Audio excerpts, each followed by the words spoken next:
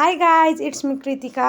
अनि यो चाहिँ मैले फर्स्ट कुरुसले यो फर्स्ट हेयरब्यान्ड बुनेको। मैले योभन्दा अगाडि चाहिँ सानो मिनी सनफ्लावरहरू अनि त्यो इभी लाईहरू त बनाउँथेँ, तर यो हेयरब्यान्ड चाहिँ कहिले बनाएको थिएन। अनि यो फर्स्ट ट्राई हो। अनि यो मेरो सानी छोरी दिदीको छोरी हो। अनि उसलाई मैले हेयरब्यान्ड बनाइदिएपछि मलाई कस्तो राम्रो लाग्यो क्या। अनि मैले सोचेँ अब सानसानो यस्तै मिनी भ्लग गरेर मलाई अरू कुराहरू पनि बनाउन आउँछ क्या, धेरै कुराहरू।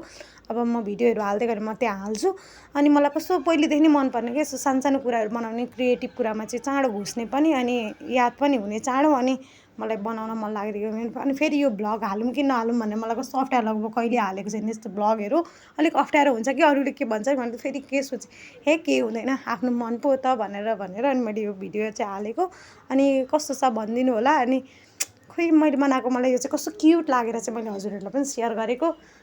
अब म योभन्दा अगाडि अब म कुनै अरू राम्रो राम्रो कुराहरू पनि बनाउँदै जान्छु। By by guys, have a nice day.